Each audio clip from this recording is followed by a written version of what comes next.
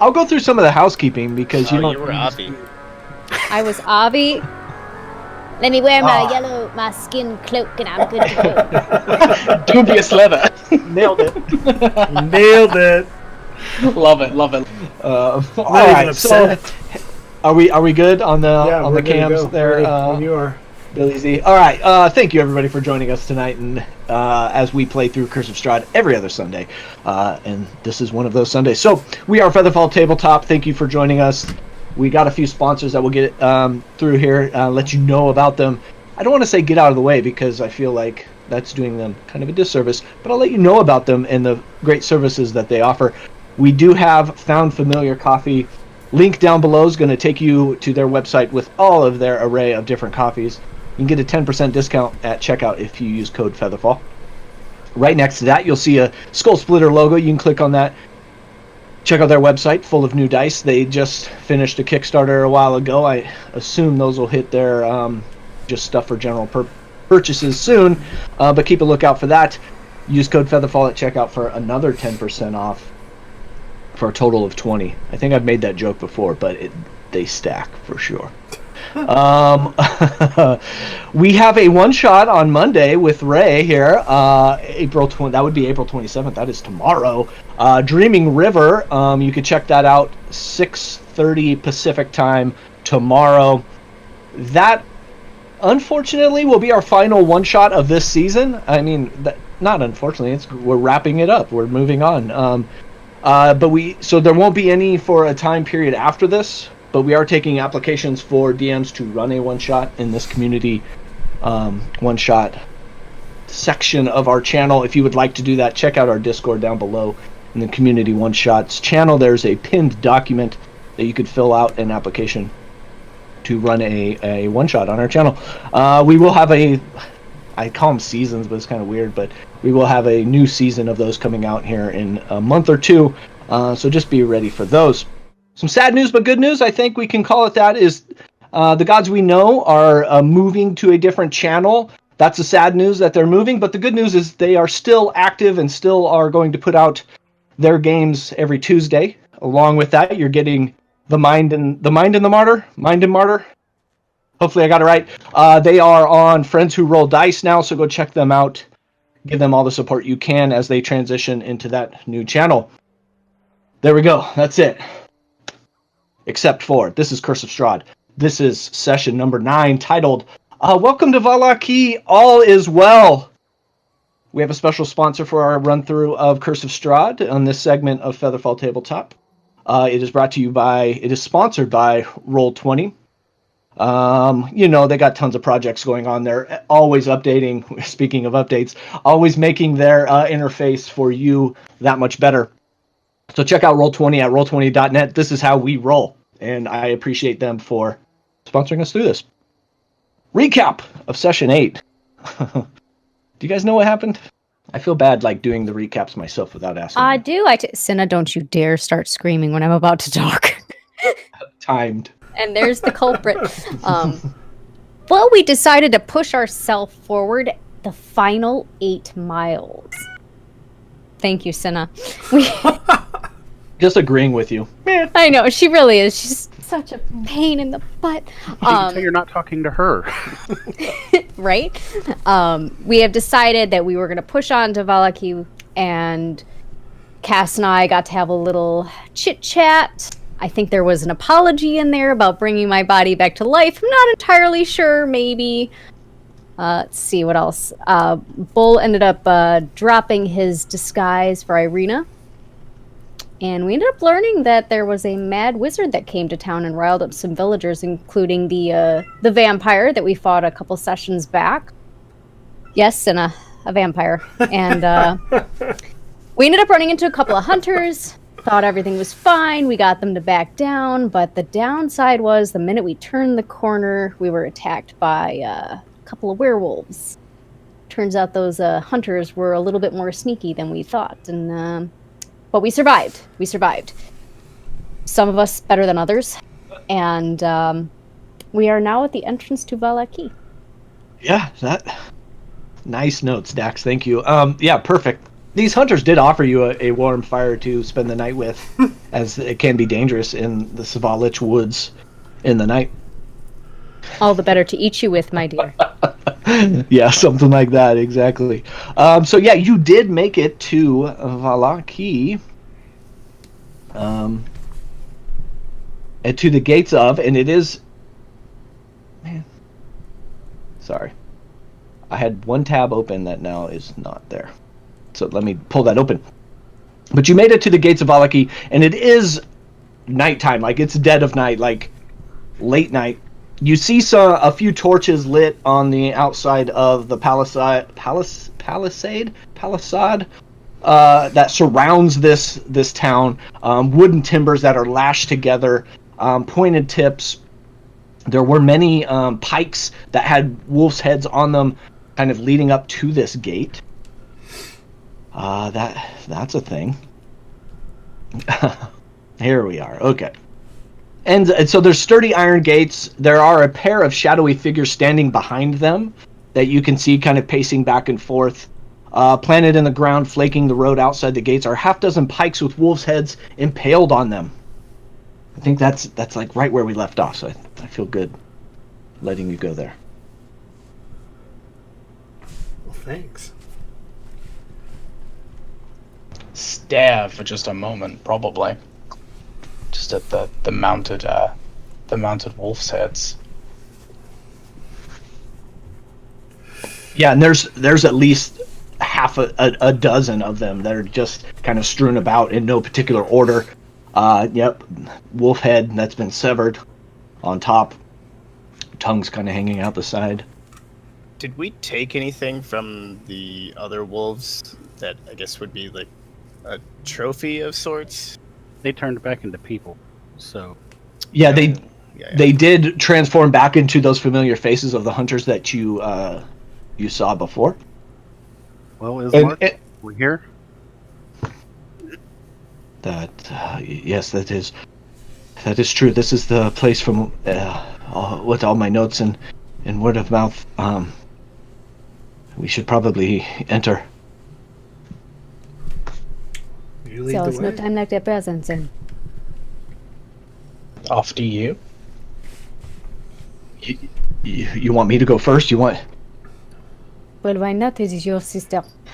We don't. Yeah, where are we Okay. going?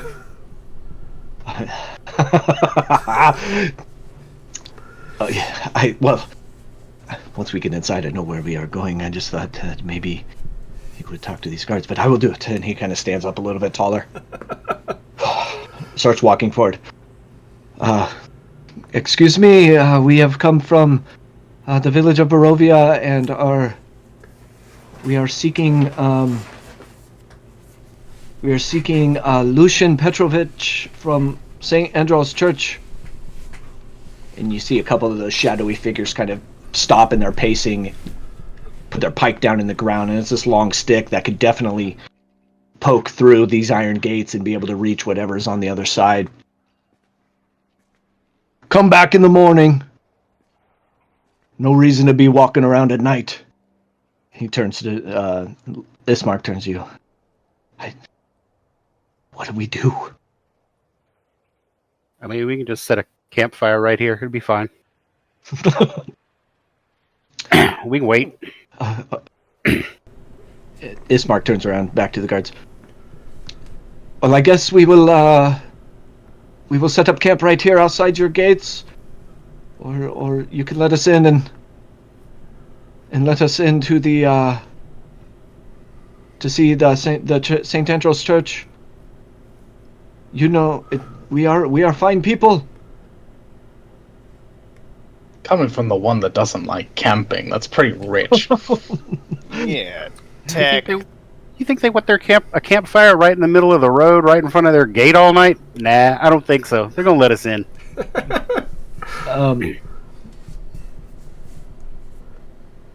I feel bad making Ismark roll for this, because there is a persuasion check that needs to be done. So if anybody wants to help Ismark out, I will let that person roll with advantage. Well, Bull will actually tap Ismark on the shoulder and say, "Hey, Ismark, you got this," and give him a little inspiration. That is a D6. All right. So he's gonna roll. Let's see. No modifier, but he gets to add a d6. Oh, that's not gonna help. Adam, what have you done? As you can see, there are not many of us, but we have traveled all day from the village Barovia. We just need to get to the church on time. Please. And the guards just start pacing again while saying, "Who are these guys? Why don't they know better than being out there at night?" We don't want to be out here. We want to be in there. Well, That's true. what is your business in here then? If it is so important that you come in. Well, I'm actually getting married to, and he'll grab Irene's arm. That's and my pull- hand. Shh, quiet, Tack. We're actually getting married, and we've been chased by werewolves, and we have managed to murder 3 of them. So you're welcome for that. But unless you want us to turn into said lycanthropes, I suggest you let us cross this barrier. Bull, give me a persuasion check. I've been rolling shitty all weekend. Don't say that. Tides are turning, my friend. Tides are turning. It's either good, yes, or bad. That's a 5. It's 11. Damn. Oh, wait, do I still have the D?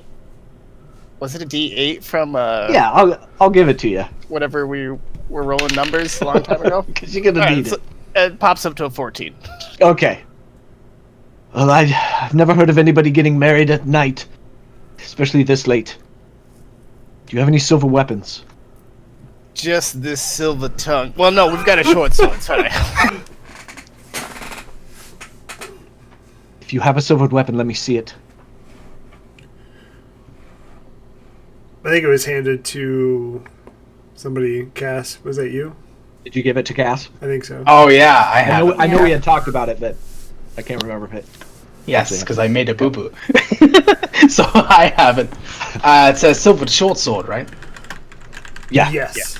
Yeah, I'll just go ahead and pull it out. Kind of hold it in front of my face. Bring it closer. I cannot see. I'll bring it closer, but you're definitely not handling it. We had this exact same question from the lost people, and they tried to kill us. But I'll bring it closer. Well, Go ahead and take a couple steps forward. you said that those last people were werewolves. They were probably asking you if you had it so they knew where to attack. I'm asking if you have one. Because you wouldn't be a werewolf if you had one. It's fair. It's not often that they hang on to them. And That's he'll fair. kind of like reach out his pike and kind of scrape it a little bit. Alright, it seems like it's silver. And he'll turn to the other guy. What do we do? Well, let's let them in. But we escort them straight to the inn. It's probably best. Hear this? Yeah, they weren't whispering too. No, they weren't whispering too low that you wouldn't be able to hear it, especially if you're in close to the gate there. Okay, we will let you in, but you need to go straight to the Blue Water Inn and get a room and make contact there. Do not make any trouble on your way. It's a great idea. And then in the morning you can take care of your business at the church. It is undoubtedly closed at this hour. And he'll start like pulling the locks out and lifting the latches down, in this big wooden beam coming out from across the gate. Iron gates open up, and then you're able to walk in. One of us here will escort you all the way into the Blue Water Inn, and from there you can be on your way. Like I said, do not cause any trouble. We wouldn't do that. Right, Tack? Certainly not me. Bull will pull up Tack's hand and give it a kiss. He's like, "It's all right if it's all right if the church isn't open until tomorrow. We've waited this long. We can wait another night." Or eternity. Either. Well, whatever your business is there, that is fine. And he's going to take you, start escorting you through the town up to this building here. So you came in over here. Maybe I should start there. You came in over here at the east of town, and you're coming through a big, wide roadway, cobblestone, much cleaner than the village of Barovia. And as you are walking through, they are escorting you. You see every other house has a candle lit inside that you can see. Most curtains are closed, especially at this hour. Really quiet in the night. To your left, as you get to this big opening here, you see this big stockyard. A large stockyard has several locked sheds along its periphery and lies adjacent to a roomy warehouse. A wooden sign above the front gate reads, Erisic Stockyard. Parked on the south end of the stockyard is a sturdy carnival wagon. Its colorful paint peeling off, faded lettering on its side spells out the words, Rictavio's Carnival of Wonders. A heavy padlock secures the back door. And he keeps pushing you through the town. And eventually you make it to here. And that's going to be the Blue Water Tavern. And that was the tannish looking one? That one right there. Oh, perfect. Yeah. And you see gray smoke coming out of the chimney of this large 2-story wooden building with a stone foundation, sagging tile roof upon which several ravens are perched. A painted wooden sign hanging above the main entrance depicts a blue waterfall. So I suppose we should go in and get a room. Yeah, what's gonna kill us this time? The fact that we have a map concerns me greatly. Every inn should have a map. So you see it does a front double doors, go up a few steps. You do see a set of stairs going up the right side of the building. There's a little outbuilding. It looks mostly to be like a wood shed. There are several ravens perched up on top and around. There is a well to the south. Well, let's get in there. Let's get rooms. Any noises? Are we hearing anything from this place? It does sound like there are patrons in there. Not as loud as it would be like a typical tavern at the height of the day, but there are still people mustering about in there. Alrighty. Let's go ahead and just walk straight on through. Yeah, I'm with you, Cass. I'm not having that. I'm not entertaining this idea right now. Tech, you want to jump in that well, or? No, I'm good. So as you come in, you do see many people. Damp cloaks hang from pegs in the entrance portico. The tavern is packed with tables and chairs, with narrow paths meandering between them. A bar stretches along one wall under a balcony that can be reached by a wooden staircase that hugs the north wall. Another balcony overhangs an entrance to the east. All of the windows are fitted with thick shutters and crossbars. Lanterns hanging above the bar and resting on the tables bathe the room in dull orange light and cast shadows upon the walls, most of which are adorned with wolves' heads mounted on wooden plaques. And you see there is a person behind the bar, kind of, doing the bar things. There are other patrons just kind of about, having, their evening drinks. Cass is gonna stroll straight up to the counter.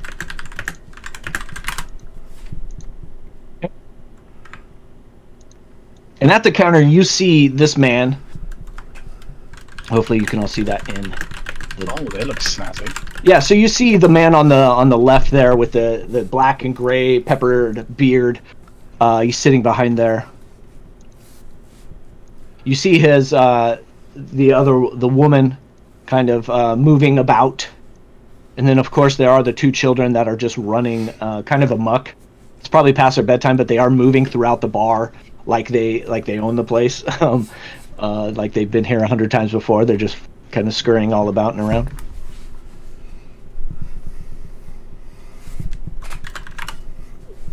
I'm gonna try and get the attention of the person at the bar. Kind of just wave him down. Yes, hello. Welcome to the Blue Tide Inn. Or Blue Water Inn, sorry. Welcome to the Blue Water Inn. How can I help you? It's rather late to be just getting here. Yes, we've been traveling. We were told to come and get an inn, me and my companions here. Oh, yeah, so you just want a room, then? Well, a few rooms. Okay. Oh, yeah, so she kind of is trying to count everybody. 1, 2, there's five of you. 6, 7, counting everybody. Okay. How many, 7 of you, how many rooms? How many do you have? Well, currently, there's only 1 room taken, but we do have a room with 4 beds. That would house most of you, and then we have 2 other rooms with 2 beds, so that's 6. One of you might have to sleep on the floor, but I'm sure you'd be okay. I'm gonna turn and look at Ismark.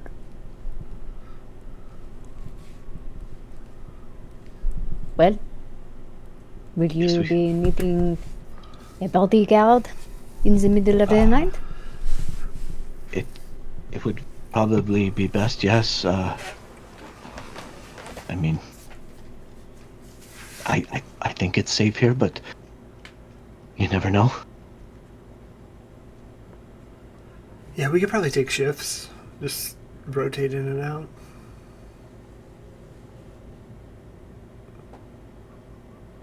I can crash in there. Fine. I was going to offer to buy a room, the 4 beds. No need to rotate in and out if there are already 2 people there. That's fair too. You see that bearded man come up, and he kind of stands next to this woman, kind of puts his arm around him, and kind of grabs her lovingly, gives a little kiss on the cheek.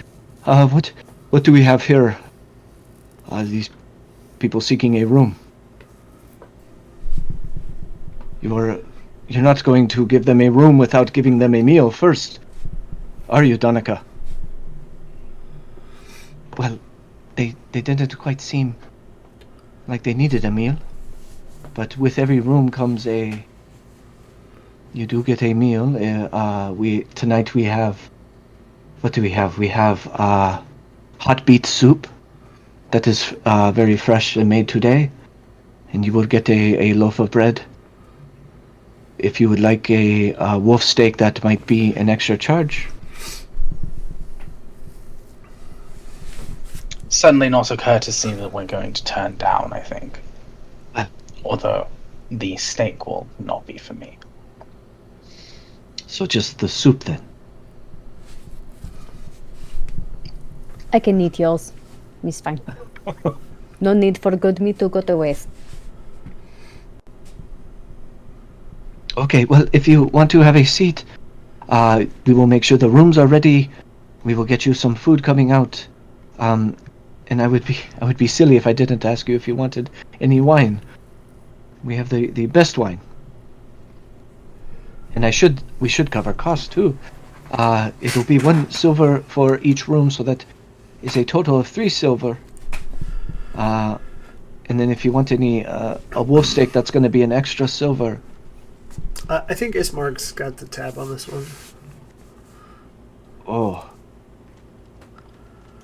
You are assuming that I Put 2 gold pieces down on the counter.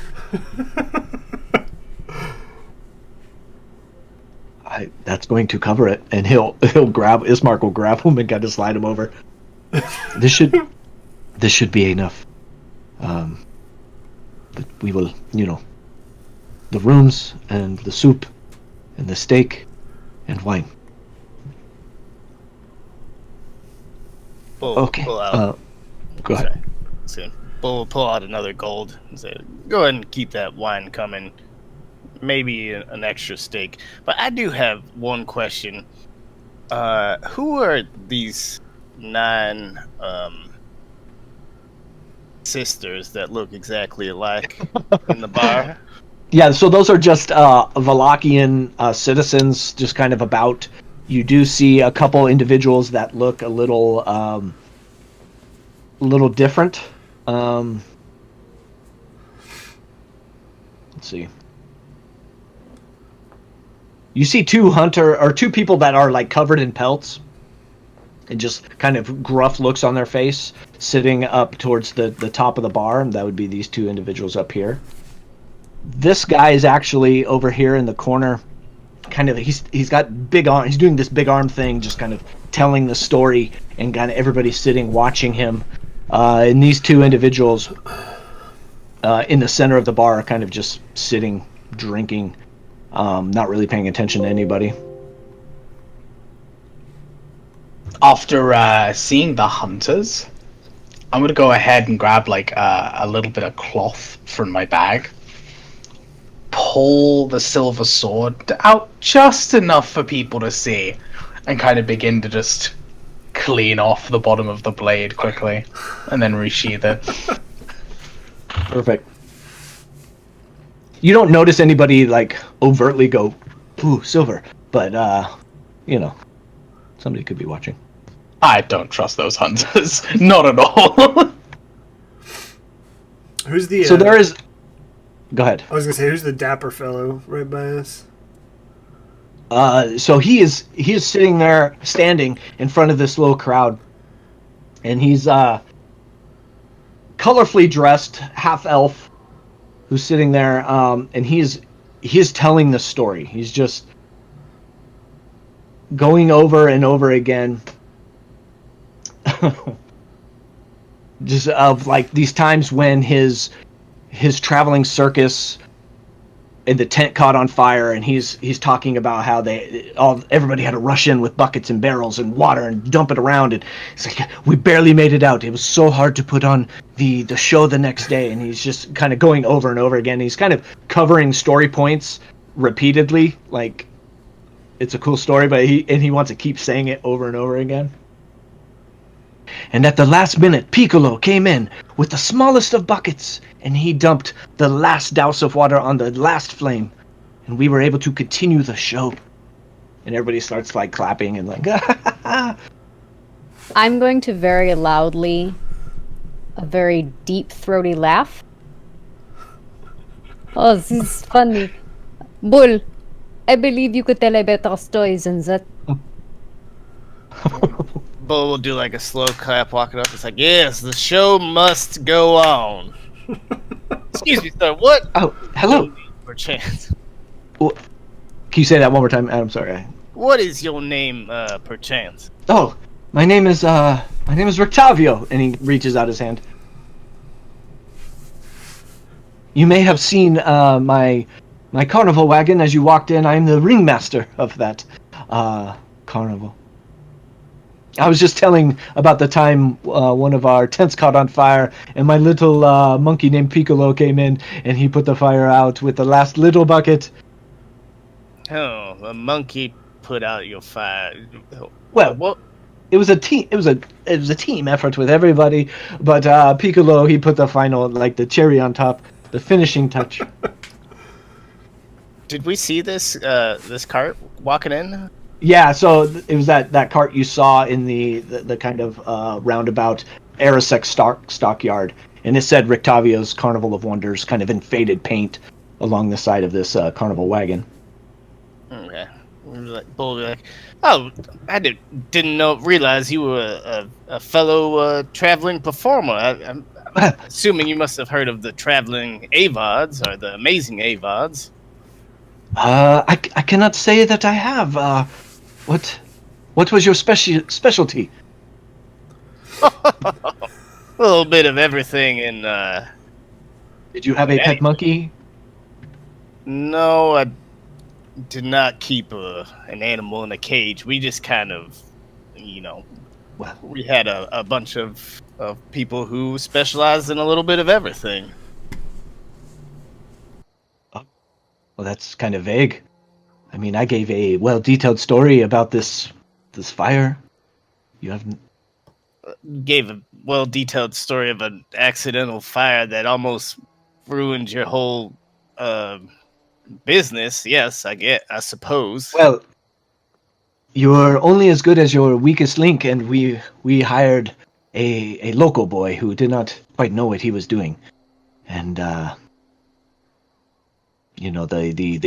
fire swallower, his torches kind of got out of hands, and the rest is the story that I just told. Well, I believe that kind of sounds like maybe you didn't vet your talent properly, but you can blame the performer. Well, that's all well and good. No, I would never blame the fire juggler. I am blaming the boy who brought the flaming juggles to the fire juggler.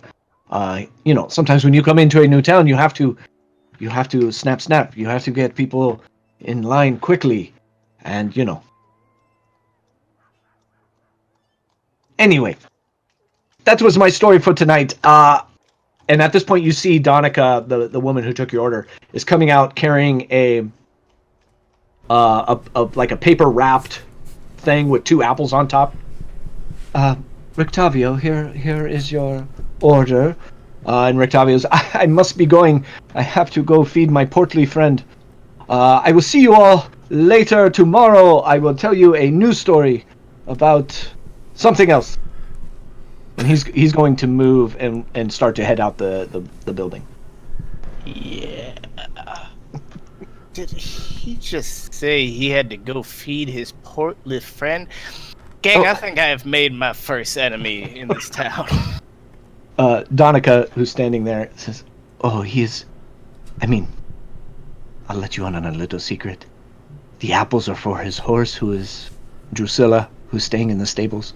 He is the one person that I told you was staying here. He has that one room. But his portly friend is that toy maker. He's just doing him a favor and bringing him that was wolf steak in there." My eyes are gonna lock straight to Harvey. Don't you fucking think about it. We're not eating the horse. It's not happening. No, we take the horse with us. Last time you said that, you tried to eat it. Or try and get us to eat it. So, just know. Just know. Tack, I notice you're standing at the door. What's going on with you as Rictavio's starting to make his way? Just frowning the whole time. Just sighing. I'm waiting for a key or directions to the room to be proffered at this juncture. The Tack's done with today. He's definitely done with dueling storytellers. So at this point, Rictavio does leave the building, and you see Erwin, the man with the salt and pepper beard, come out. He's got a big tray of food, and he starts setting it out at the open table. Here, sit. Hot beet soup, and a couple wolf steaks, and wine for everybody. I brought you. I do believe I have. The keg has run dry for the purple grape mash number 3. You have gotten the last bits of that, so enjoy.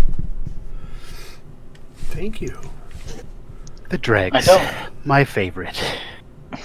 I don't usually drink, but Oh, looking at this today, screw it. tonight is the I'm night, gonna- my friend. Push my goblet towards Cass. I feel you need that, my friend. It's just a nod. As I pull it closer. Oh, I should say he left keys on the table as well. Yeah, don't want to forget these. He comes back and he takes the keys out of his pocket, puts them down. You will have the three rooms upstairs. Feel free when you are done here to make your way up there.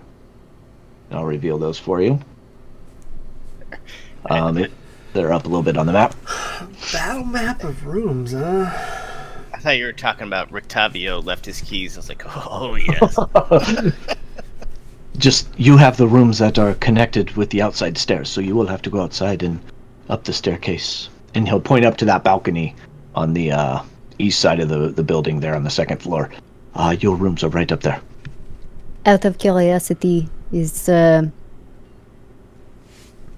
it possible to barricade the door from the other side once we get inside? Our doors do lock. Yes, they do. I asked about the barricade, not a lock.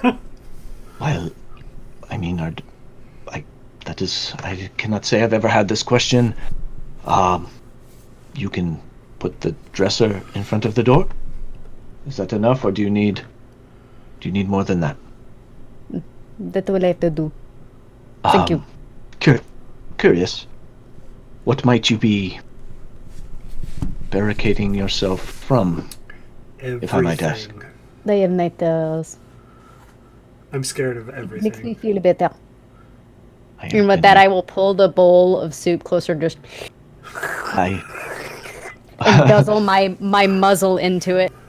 I have run this in for far too long. I know exactly when to walk away. And he heads back. Cass is downing as many goblets as he can at this point. He's like, nah, screw it. Not tonight. Not tonight. Tack's gonna take one of the keys, grab a wolf steak, grab his goblet of wine, and walk out the front door. I'm Okay. going to follow Tack, by the way. All right. With the same thing. All right. And at that point, you see, when you guys walk out, you see Rictavio. He's way down the main path that you guys came in on. He's working down that way. Okay. So which room are you taking?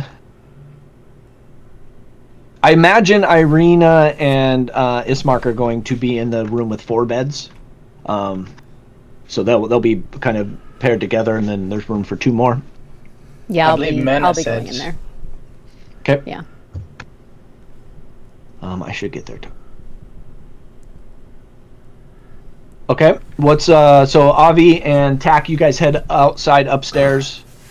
What's everybody else doing down in the bar? I'm eating Cass's wolf steak. That's what I'm doing. Drinking. This is it. This is Cass's whole night. And you see these 4, 5. Nope, I grabbed a bowl in there. We don't want that. You see these people just kind of, they're getting up, they're cleaning their plates, and they're heading outside, leaving that big table open. Bull's going to go take it.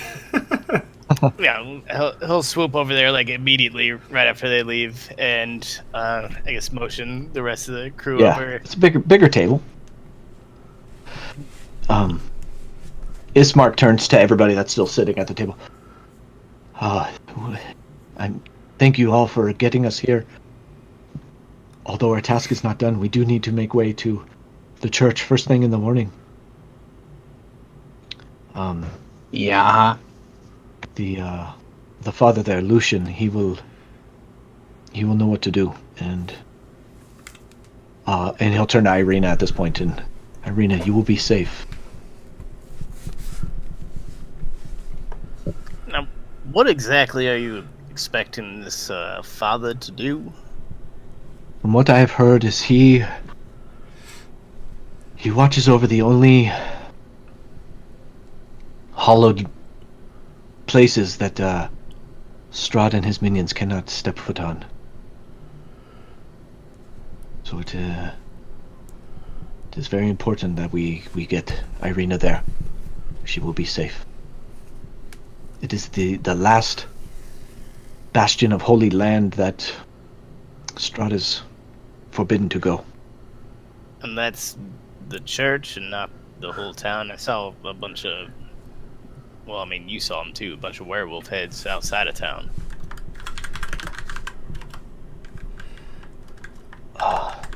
Yeah, I have no idea. I mean, that is the woods that separate the two villages.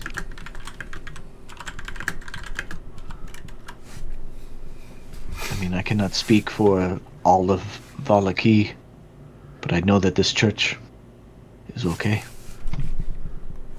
So we're all good after this, right? That's it. We'll head out in the morning, and then your sister is safe, Yes. and then we're good. And then we are good, but like I was speaking yesterday or earlier today, Myrna, I think this conversation was with you, correct me if I'm wrong. Right. You're right. Because for some reason she became the mom of the group. I'm not entirely sure how that happened. So. And Tack is the dad. Be careful, I'm turning the creepy uncle. Whoa! No, too late. Paul's got that covered. That whole animated armor discussion has already cemented his role there. Why be the dad when you could be the cool uncle? Sorry, off track.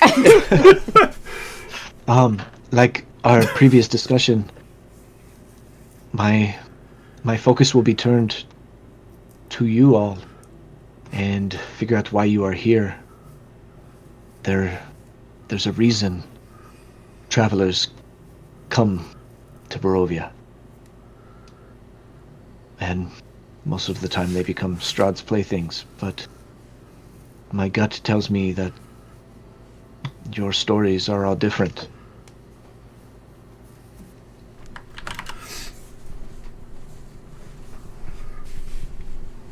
So when we leave here, we need to figure out. I mean, because I assume you all want to get out of here. You cannot freely just walk through the gates that you came in. So my goal is to help you figure out. This is a strong word, but what your destiny is. One does not simply walk out of Barovia. Got it. So you beat me to it. Your first time. So let me get this straight. Are you telling me after tomorrow when we go to the church, we cannot just leave? Is that what you are telling me? I cannot just walk back through the gates? If it is what Strahd's plan is for you, then by all means. But if, like I said, you are here as his plaything, he is going to continue to torment. But there is a third option. You are here to destroy Strahd and rid this land of this devilish man. Maybe that is wishful thinking. And he's gonna like kind of slouch back a little bit, grab his wine. Now, what is it exactly that Strahd wants with Irina here? It has been said that when you die here in Barovia and you have a soul, your soul is transferred to a new body. And I know what Strahd wants because he has come for Irina constantly and without question. And I believe that she has the soul of a previous love of his. Oh, so he's a creep. Fantastic. So he's wanting her for his own. I believe her name was Tatiana. It is my belief, and it was my father's belief, that Irina has the soul of Tatiana, who had the eye of Strahd many centuries ago. But, sorry, go ahead. I was just going to say, definitely a creep. But what if he's wrong? Maybe you are Tatiana reincarnate. I mean, he has not come for me in the way that he has for her. Yet. And Irina's going to kind of like lean into the conversation a little bit. And you can tell she's got a lump in her throat here, and really kind of stressed around the eyes and tight around her lips and her eyes, and her face is just kind of like coming in on itself. One of the only things I remember from that night, right before everything goes black, I saw Strahd's face, and I heard him say the name Tatiana. Like, oh, Tatiana. And then after that, everything went black, and I remember nothing, and the next thing I know, I was in my bed back at home being nursed by my brother. What? Just throwing out what ifs. What would happen if perhaps you, Irina, were actually to be wed? Would Strahd then move along? Does he believe in? I guess would he still pursue if you were married, or could we just be done of this? Ismark's fists slam down on the table. No. That will not ever be a thing that happens. It is not Irina's wish. It is not my wish. That is Strahd's wish, and it is only his wish. To take and make her something that she is not. And Irina steps in a little bit, and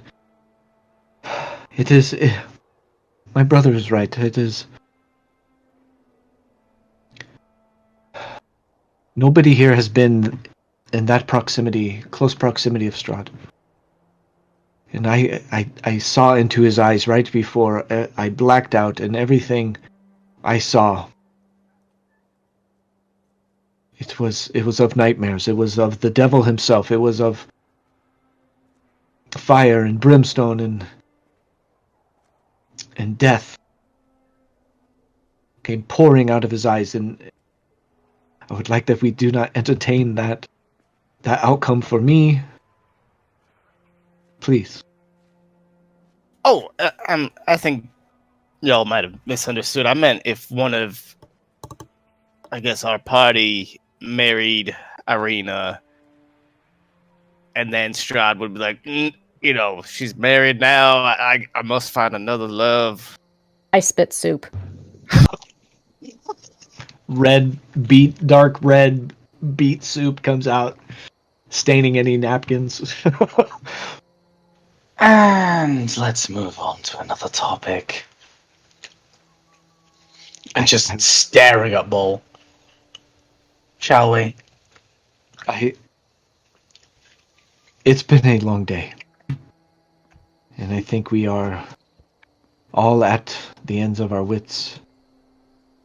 It might be best to finish and go to sleep. And see what the church brings us. News the church brings us in the morning. Go ahead. I'm going to stay down here for a little while longer. I'll pause there, and I'll go to Avi and Tack as you guys are heading up outside and upstairs.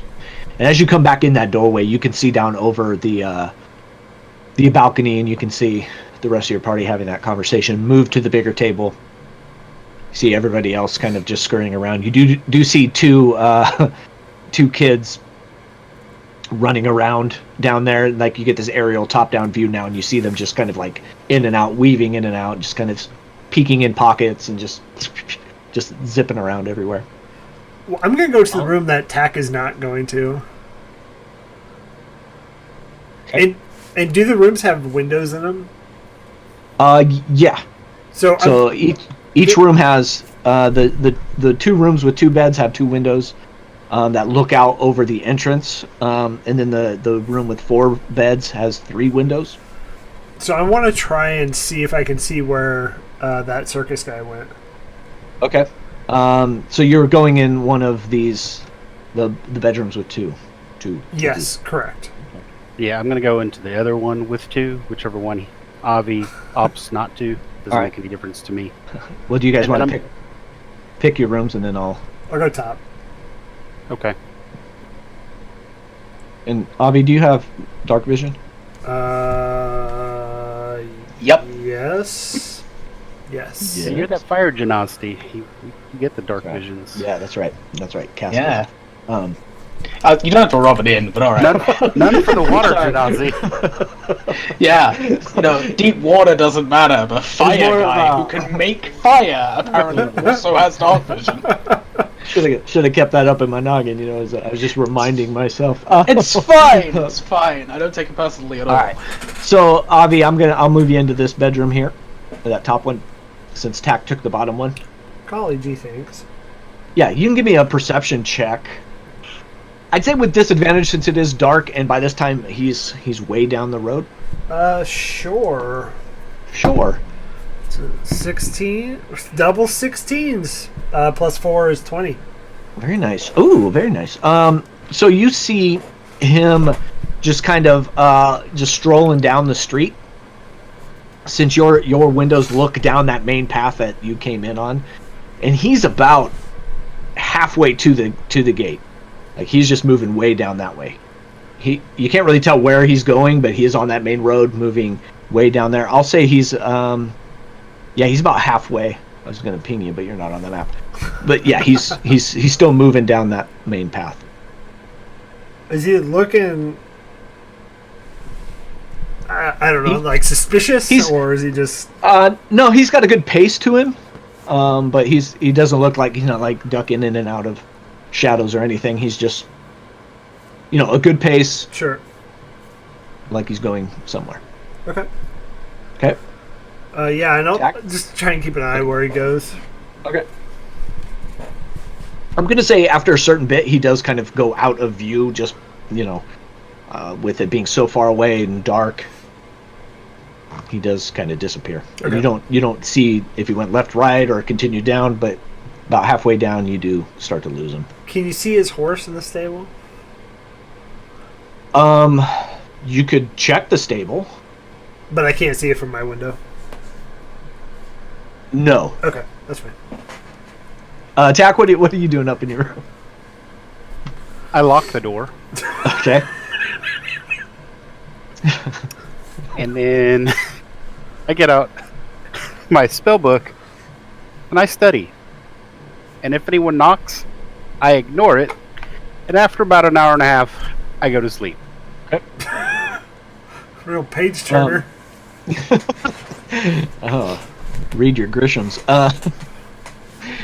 As you're just getting settled, you hear these pounding footsteps coming up across the way out in the balcony.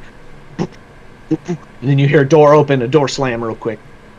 And everybody that's down in the bar, you hear it, you see it too, as the two boys ran up and they went through their into this door here. Slammed the door real quick, and we'll go back downstairs. What's everybody doing here? Well, I mean, if Ismark and Irina are going to go up to sleep, I probably should follow. So I probably will, as I stand up, put my hand on Cass's shoulder and say, make sure you stay on guard if you are going to be down here for a while. And I will cast Cure Wounds on Cass. Oh, there you go. All right. Ismark and Irina they'll head outside and go up the stairs and head to their room. I'll take these 2 beds there. So that leaves Bowl and Cass. You still downstairs. All right, that's going to be 10 points for Cass. I got to go get my dice. It flew away. Runaway die. Runaway D8. Never coming back. Yeah. You then on a bu- Wait. Oh my goodness. Oh god. Yeah. Cass is gonna kind of just let everyone leave, as Myrna kind of pats him on the shoulder. He's just gonna kind of nod and say, "Yeah, I know," and then grab whatever wine is left at the table and just start going to town. Okay. Bull, what are you doing down there? I think Bull is probably drinking a little wine with Cass, but keeping an eye out on the rest of the patrons and seeing, I don't know, if they're doing anything suspicious, I guess. Yeah, give me a perception check. That's 16. You hear the 2 men sitting in the middle. You can't quite make it all out, but you do hear the name Fiona. No, you hear the mother Wachter is the name paired together, and you hear the word cult, and I can't believe it, kind of like in this sentence. Mother Wachter, cult, can't believe it. Okay. He'll, I guess tap Cass on the shoulder or the leg. I don't know how far Cass is away from him. Like, hey, Jack, can you lean in over here? So, there's a Mother Wagner, some sort of cult, and, actually that's all I heard. You're so lucky Cass is a light drinker. He's gonna kind of turn and just go, cult. Really? Cult in this place. I think everything is a cult in this place. Everything.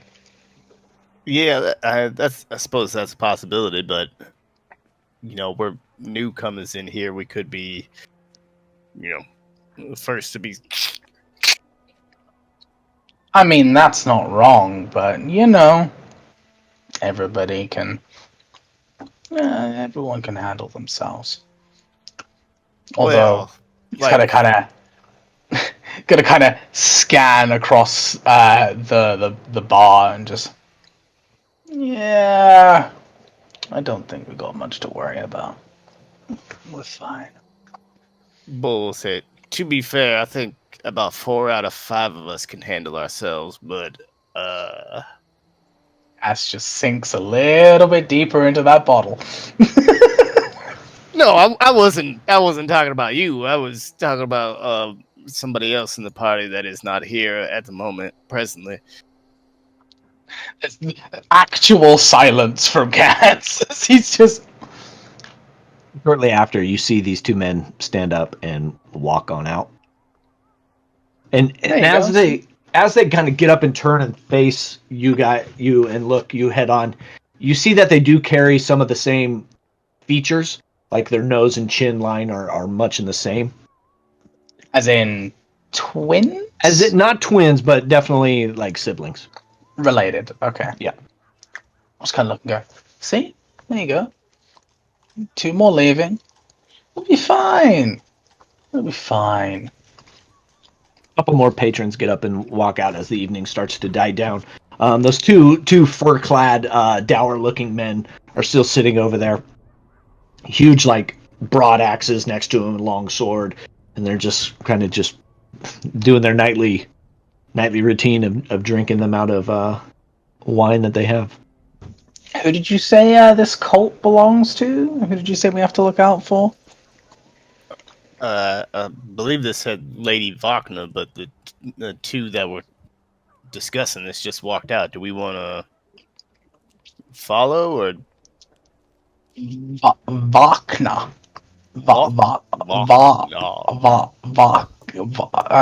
Right, okay. I mean, kind of gonna take a second look around. Who else is in this bar right now? Just a few patrons sitting up towards the north side next to those two men, not together, but just left in that corner. You do see Donica and Erwin kind of doing any last wrap ups or kind of putting the caps on some of the kegs that are tapped, coming in and out from the back room, wash rag, getting everything cleaned up, starting to put chairs up where the tables are no longer being used. I just gonna look towards the door, look towards the ball. Fuck it. What's the worst that can happen? all right? That's a can-do spirit, Cass. He will grab his, I guess, glass of wine and bring it with him. Oh, mine's coming too. All right. Not sure whether it's a glass or a bottle at this point, but So you're heading outside. we want to follow the two culty people, or the people who are talking about the cult. All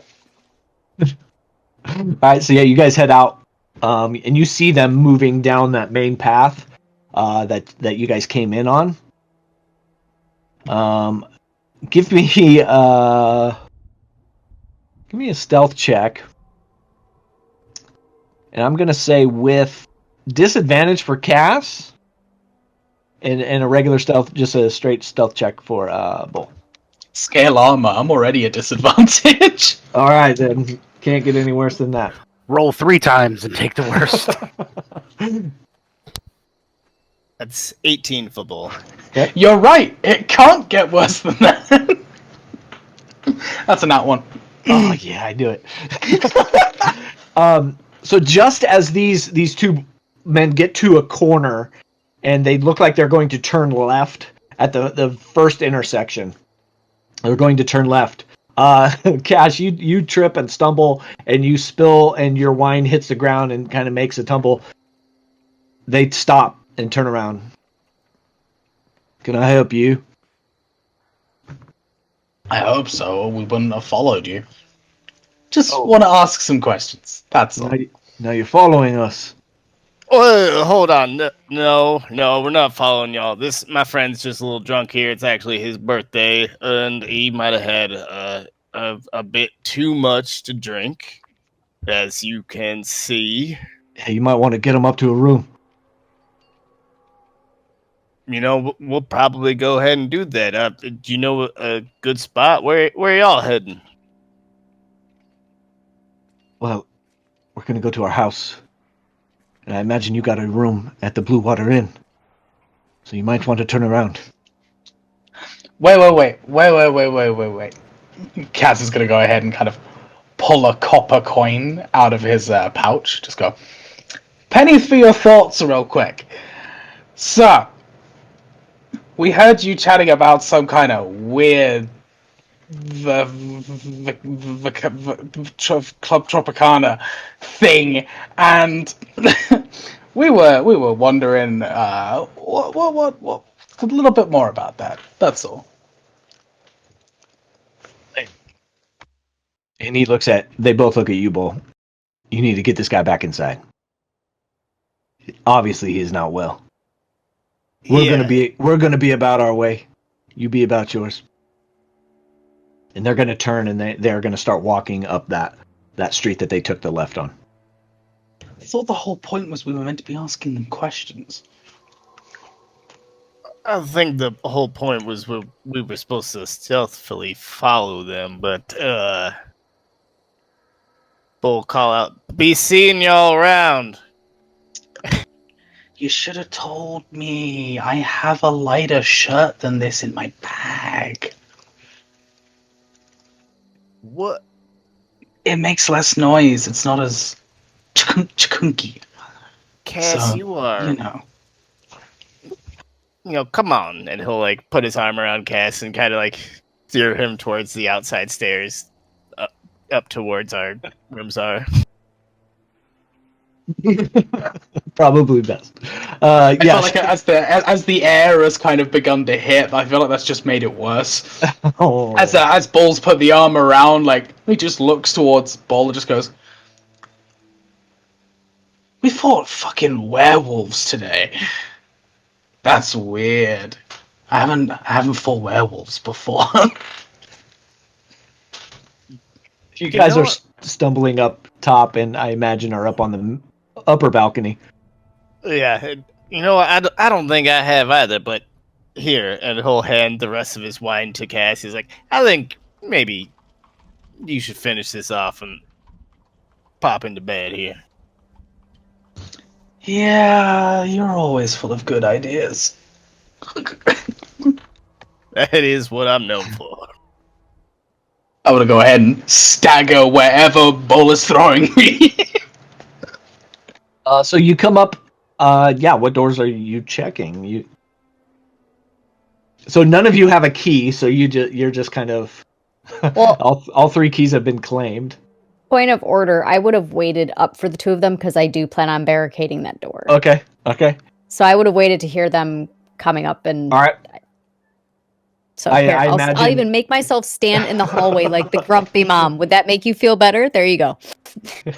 Yeah. So as you hear the stumbling and rumbling and incoherent conversation, you kind of pop your head out.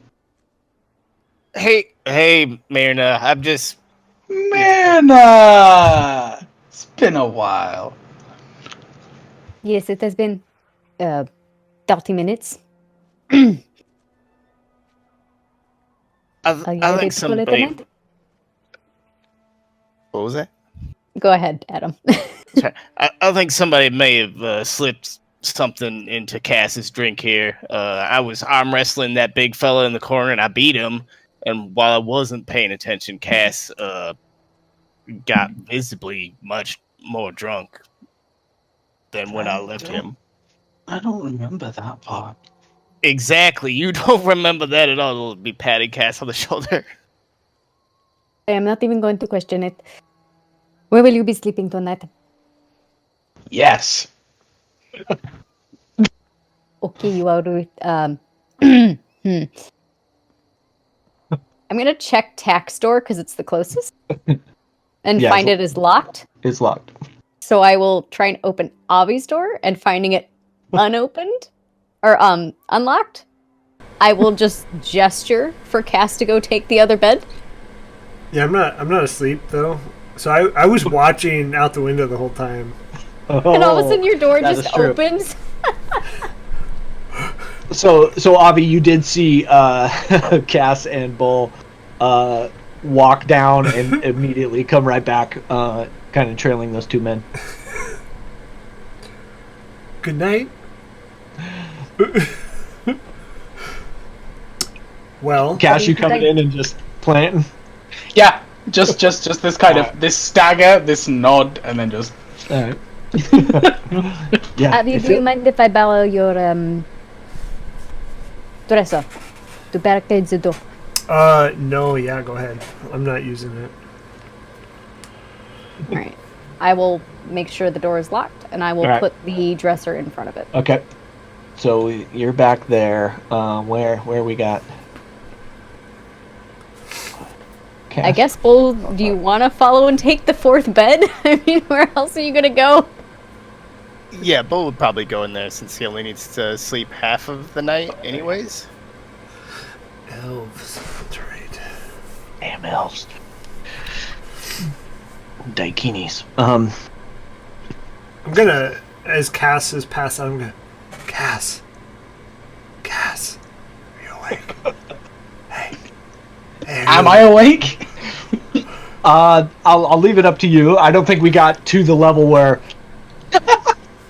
we're totally passed out, but you're feeling it. What were you doing, Cass? Hey, Mm-hmm. Yeah. what were you doing? Drinking. Outside? Oh. Okay. Oh, we were looking for a. We were following a person for a thing, and Bull didn't say that we had to do the sneaky bit, so I just kind of. And then we were good. Yeah, I mean, I could hear you up here. It was crazy. Not that I was watching. Didn't mean to be that loud. Okay. That's bad. Okay, I can kind of see. Okay. And I'm gonna kind of look towards the room where Bull walked in. I can kind of. Okay, yeah. Or at least what I think is the right direction. Yeah, so as you kind of sit up, you do see things start to kind of spin, and it's kind of just knocks you right back down. Nope. Okay, staying here. Bull, where are you at? I think Bull would be in the room with the Okay. siblings, and Okay. probably the bed closest to the door. All right. Yeah, Tack, you get room all to yourself, man. Lucky you. That was the plan. It wasn't luck. First one to leave with the key gets to pick a room. I got dibs on top bunk. Yeah, so You Bull, don't want to give sleep me- with drunk Cass or inquisitive Bull. So At this point, Avi, are you still up? Tack, are you still up? Tack is Mirna, Bull? probably still awake, but dozing as he reads his grimoire. I guess Myrna would be awake depending on if Bull was going to go into trance for the first half or not. I think they would probably go in trance, or I mean, I guess then I'm- it would be if you wanted to take first watch or not. Either way. If you would have gone into trance out of habit so that you would have had the early morning hours, then I would be awake right now. That works. Then, so yeah, give me Avi. What are you awake or so? I'll probably sleep the last 6. So I'll be up for like another 2 hours. Okay. And I'm So- practicing like the flame in and out of my hand. So Avi and Mirna, give me a perception check. Oof. Oh, 22. Not bad. Yeah. Oh shit. Yeah. Ooh. Leaps 17. and bounds. Leaps and bounds over his 5 stealth check. You hear footsteps coming up the stairs outside. Not your stairs, but the stairs across the way. And all action and anything has died down downstairs. All lights have been turned off. Candles have been put out. Oil lamps have been put out. There's nothing moving down there. But you do hear some footsteps coming up the stairs. I'm gonna put my ear up to Do the. that what you will. Yeah, I'm gonna put my ear up to the door and see if I can hear where they go. Okay. Yeah, I probably would try and open the door just to be able to hear a little better. Yeah, you hear them come up on that landing and just moving across, and you hear a door open, and Mirna, you can just see Rictavio coming in and moving into his room, and now close the door, lock behind it. Avi, with that 22, you hear it. Can't see who though. Yeah, you didn't see who it was, but you could hear and put together that it is the further south room that did open and close. Okay. Yeah. Anybody else want to do anything? Of those that are up. No, Nope. I'll probably just go to bed. Waiting it out. Okay. Yeah. So time starts to go on. You're going through your watch. Ismark is pretty restless. Irina is out. You can hear outside of your windows some caws of the crows, those ravens that you saw out there. Every now and then they kind of go off, and it's almost like a succession. They're this kind of they're moving down the line. Like what is that from 101 Dalmatians where they bark at each other and it's just like moving down the line over and over again. And it's every so often, not like constant, but every now and then you hear the caw out there. Time goes on. Myrna, if you're going to wake up Bull, now would be the time. Avi, I imagine, a couple hours went by, you went to sleep. Yeah, I probably would start shaking Bull around the end of his normal trance. Okay. After a couple nights, I figure. Bull, it is your turn. Yeah. Okay. Any problems? Anything I should know about? The only thing I saw was that the ringleader, Victavio. He seems to be staying in the home, or to the south side of the building. You said Rick Tavio's staying here? Yes. Okay. You are All just right. going to stay here, right? Yeah, I'll be in this hallway, right in front of us. Do not move the dresser. And I will curl up in bed and go to sleep, or try. Bull, anything you want to do on your watch? I think on his watch he'd probably just be he'd have like a coin that he's just practicing like flipping over his fingers, just to keep the sleight of hand thing going, nimble, just practice. All right. Perfect. So the rest of the night kind of goes off, the same cawing of crows out there. You start to, some sunrise starts to come in and breaking through into some of your windows. Again, it's that muffled, very muted sunrise. It's not very energetic or awe-inspiring, but it does kind of pierce through some of the cracks in the shades that you have drawn. You start to hear some footsteps kind of clunking down the stairs, and like the inn is coming alive. And a successful long rest then? Yeah, long rest for everybody.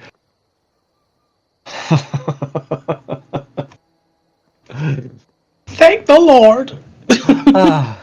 Cash, you got a little bit of headache, but everything else is good. I've got a lot of a headache. Ismark's gonna get up. Okay.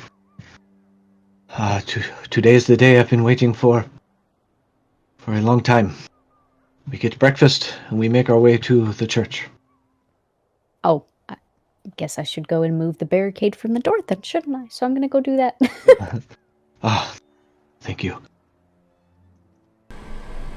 Tech's gonna go downstairs and go ahead and get breakfast ordered, paid Oh, for. yeah.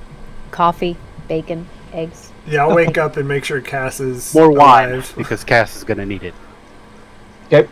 Hair of the dog that bit you. I am assuredly the last awake.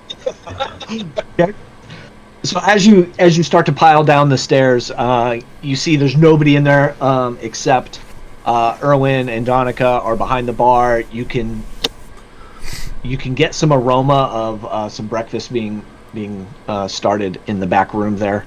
You do see Rictavio sitting in the corner, kind of leaning back, sipping some tea. He's got a little cup and saucer, sipping some tea.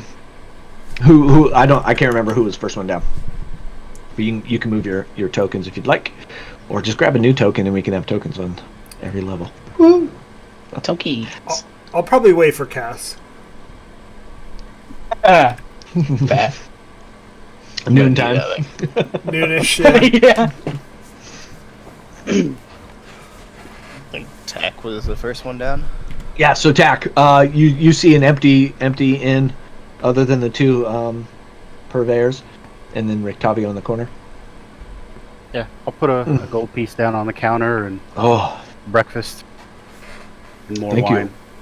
You want breakfast? Okay. I hope it's going to be wolf steak on the menu again. It'll be fine. I do believe we have some other vegetables that we can grill up and throw in there. Don't bother to cook the steak this time. Just put it on the plate. Whoa. Does that go for all of you? No, the rest of us would like cooked breakfast. I feel like I shouldn't even charge for an uncooked steak. He's got like this That is how you two-pronged. feel. I will not stop you. He's got this two-pronged fork. He just picks up and kind of puts it down on this plate, slides it across, and then I will cook the rest. Obviously, I assume all amenities were to the liking and everything was nice. Rooms were clean. Quite agreeable. Good. We have had in the last 10 nights. That is good to hear. We try. I will say there will be no breakfast wines. Our kegs went fully out last night. No beer, nothing. Unfortunately, no. Our shipment is overdue. Oh well. Not really my problem. Oh well. Side quest. Fuck you. Side quest. I was trying to be nice. Oh, wait. Yeah. It just occurred to me why. Okay. This is my third playthrough of Skyrim. I'm trying to beat it this time. No side quest. Yes, our shipment is overdue. I have no idea where they are, but when they come, I will let you know. Well, walks over by. Can you just give us 7 glasses? Of water.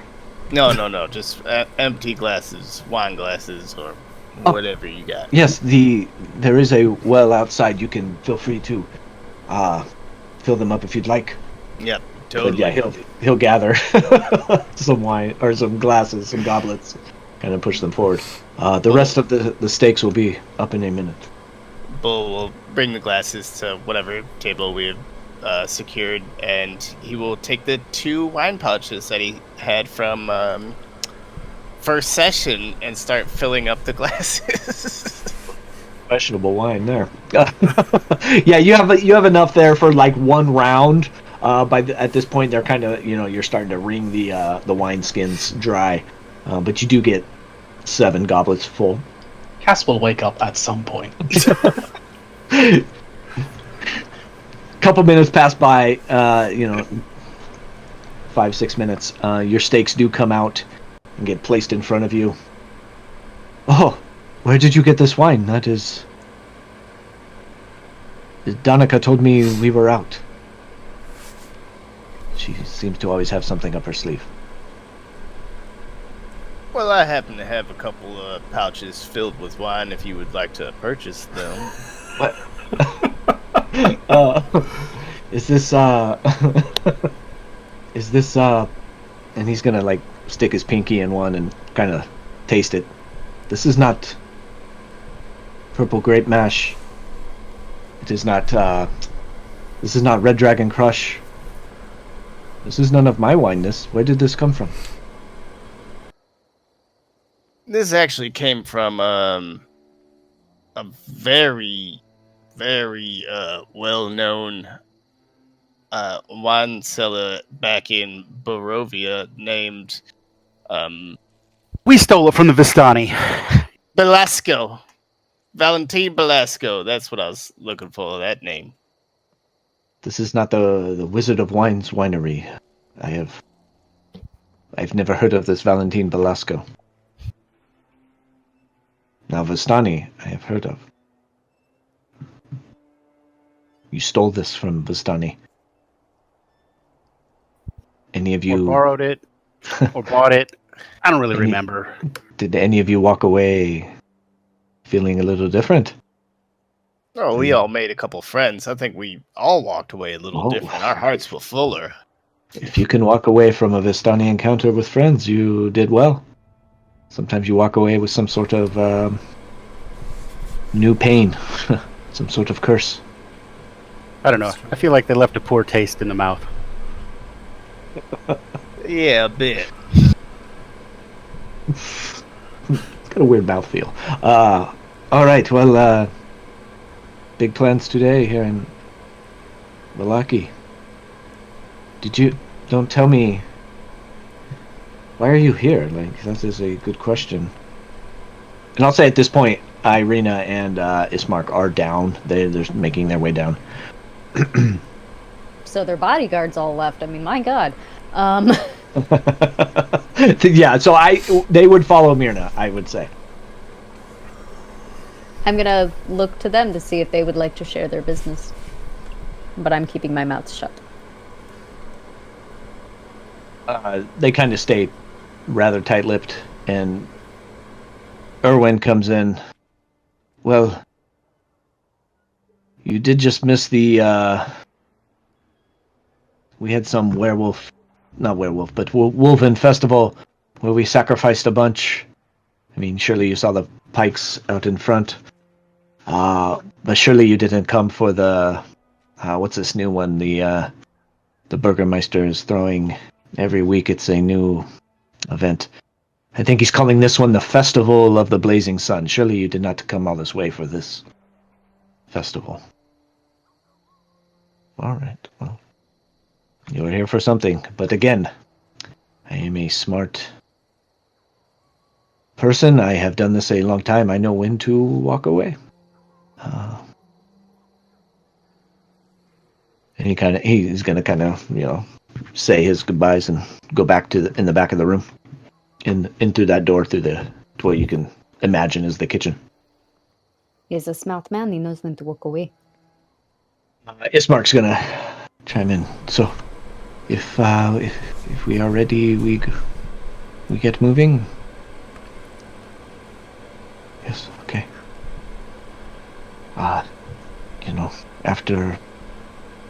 After fighting those werewolves, this wolf steak, I guess it tastes like kind of like victory.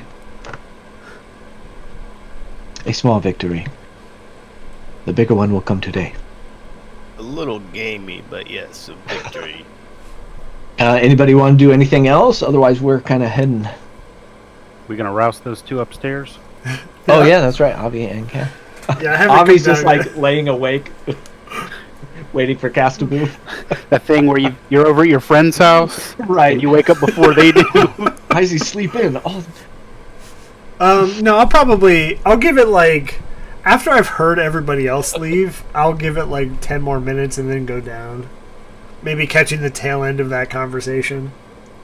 Cass, what's your plan there? I'm gonna go ahead, and when I wake up, I'm gonna take a look around, hold my head in my hands, pick up my trident, and drag my sorry ass downstairs. You're dragging the trident behind you, and every time you step down, just dunk, dunk, dunk. just don't have the strength to pick it up today. You come in, and as you make your way into the bar, coming in from that outside, you see everybody starting to like take their final bites and kind of finish their drink and get stuff ready. Hey, Corey Hickson, thanks for the raid. Party of 8. Thank you, appreciate it. So you see people start to get up and kind of pack up and start heading towards. They're like almost meeting you at the door as you come in. I hand him a glass of wine as we're on our way out the door. You're gonna need that. Yeah, I'll kind of just grab like a steak and just like hand it over. No plate, no napkin, just take it, eat. I'm a pescatarian. But It's fish. It's fish. I don't think it is. But I mean, Didn't say No, you had kind to eat it. I just said I gave it to you. I'll just point towards the wine glass. Just go. Do I really though? Do I really? It'll help. It'll help. Just kind of take a small sip and just. Yep. Okay. Fine. And then kind of attempt to bring my trident back up. Take a look. Nah. And just continue dragging it behind me. It's too much. Before you guys leave, you see Ismark go back to Erwin and do you know we are looking for St. Andrew's Church? Can you point me in the right direction?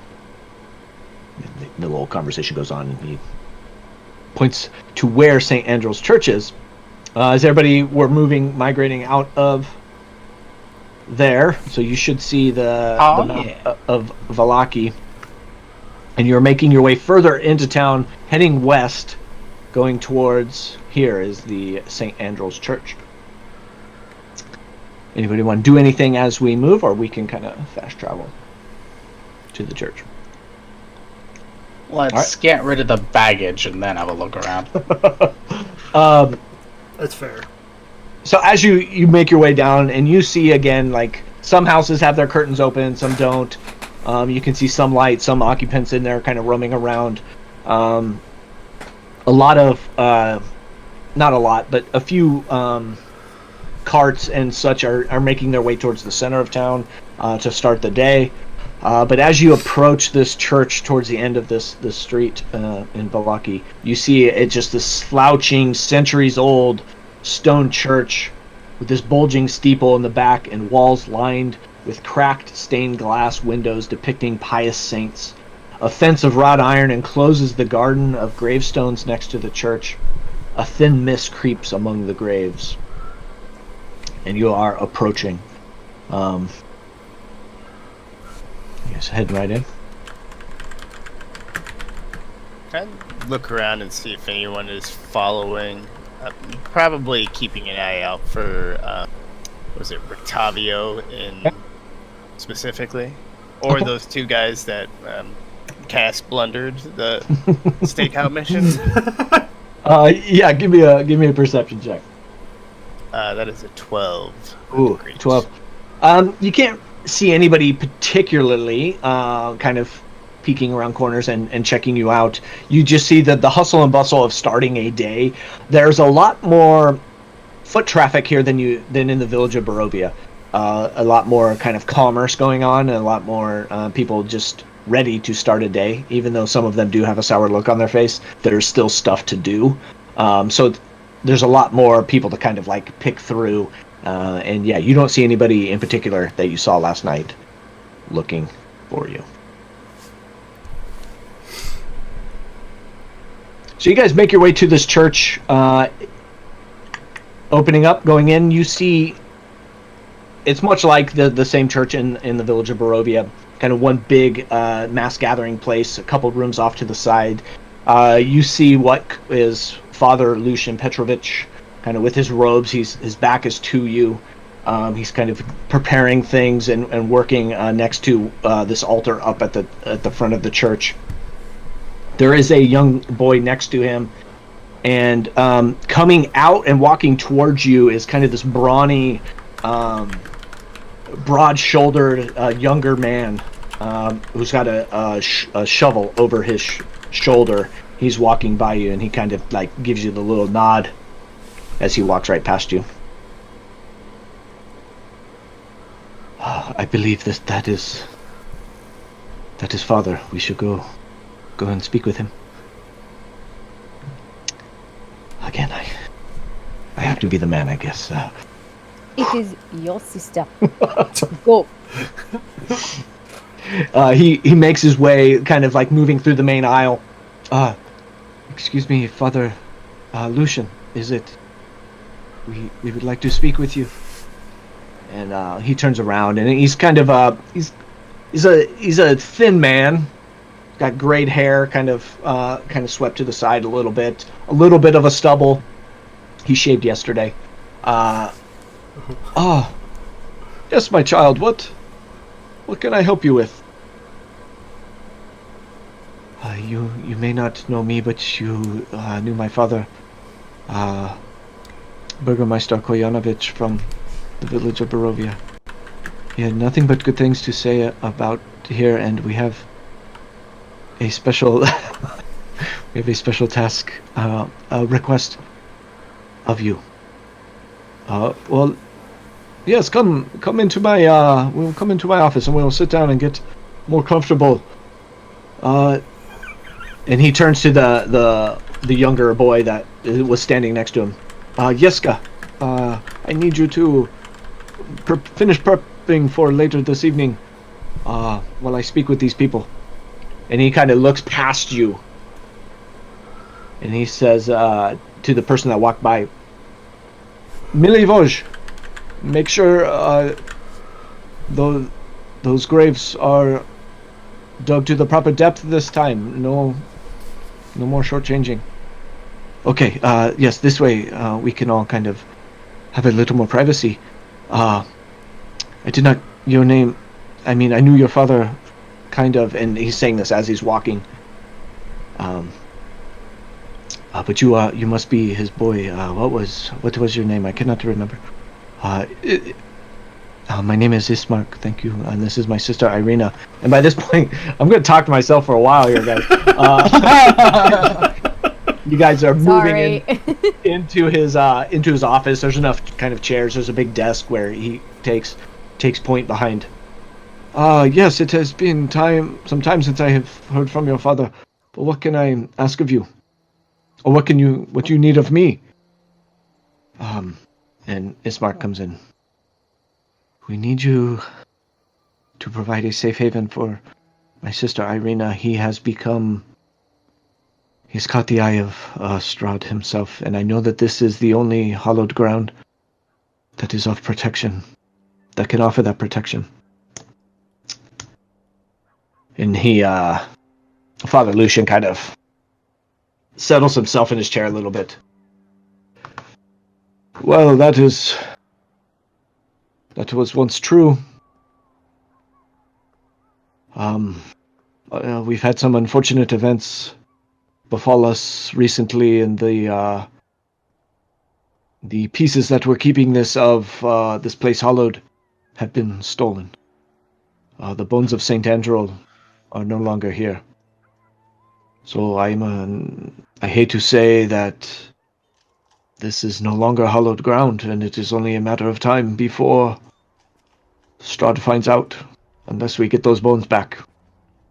So, unfortunately, Tack size heavily. And Myrna's gonna grunt.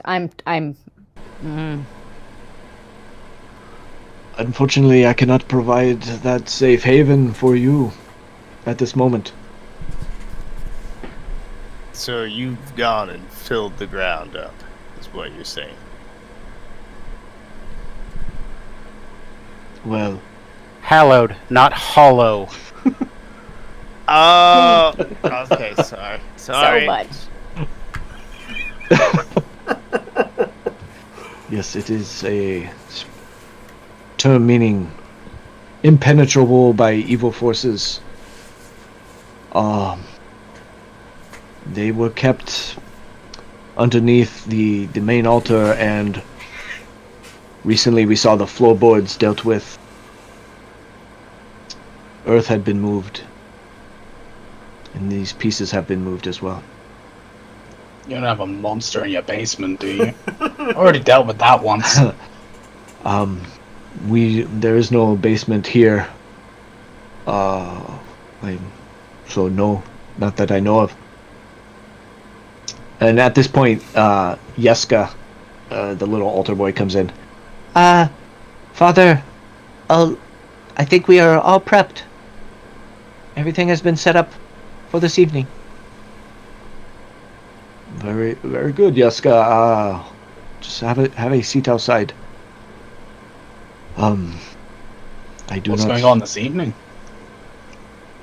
Just typical service with Vallakians coming in and finding hope where there is none. And I'm going to help provide them with that. So I guess, favor for a favor. You saw the young boy walking out as you came in. Milivosh. Sometimes I do not know his intentions. And while he has not admitted anything to me, he might be a good place to start.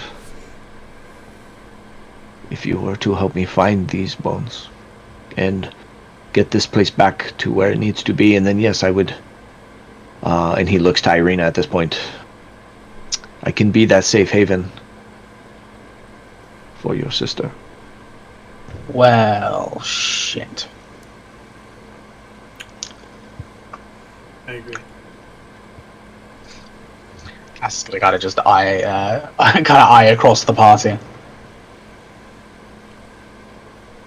Well, He is a temperamental young lad, and I mean, he is rather aggressive, and maybe that's why I have not asked him flat out. I can be aggressive. It's not going to be a problem. Just make him wish he was a little more cooperative, no? And I'll bare some So- teeth. Perfect.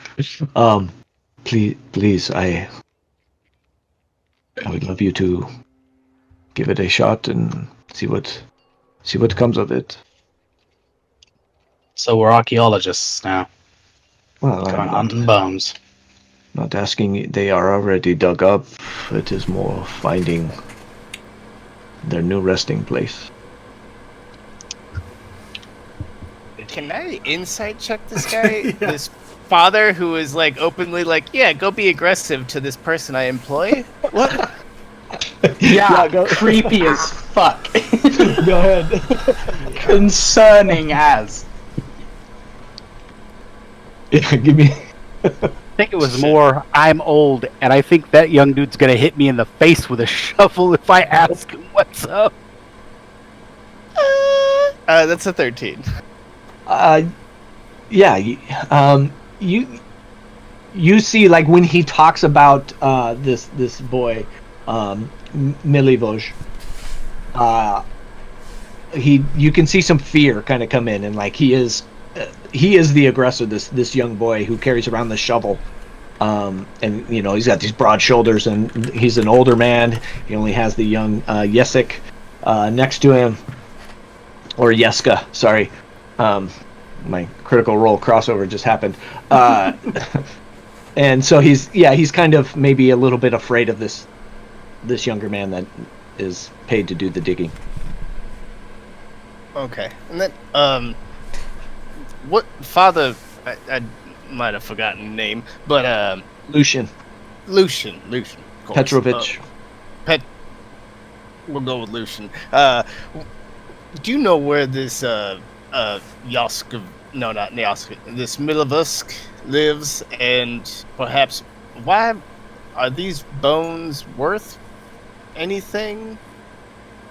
Why would they take them? These are the bones of Saint Androl, and the founder of this church, founder of all this that we worship here. And his bones alone carried the power to ward off any of Strahd and his minions. How many bones were there? Just, Can we did just they get all need to be one? together for it to work, or could like It was a you complete. spread that out and like everyone has a finger and everybody's good, or what's the?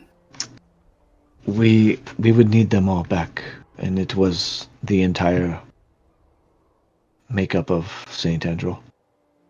I have asked Yeska if he knows anything about the whereabouts.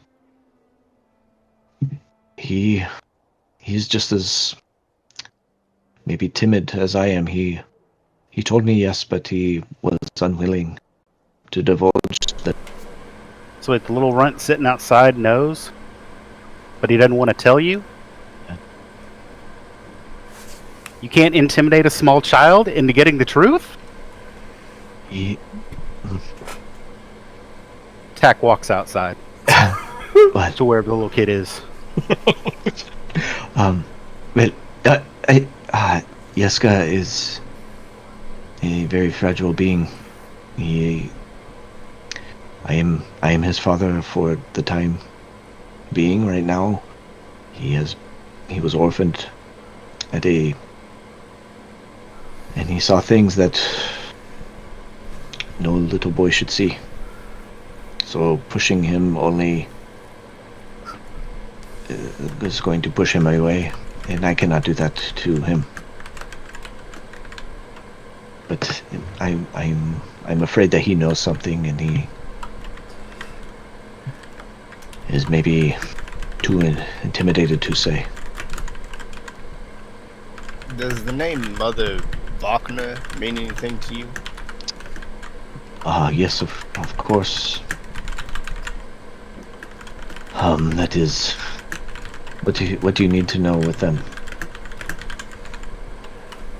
With Mother Wagner. Well, perhaps it's a lead on these disappearing bones. Well, Lady Fiona Wagner would not. I mean, good luck getting her out of her house. So she would not be the one personally to come and take these bones.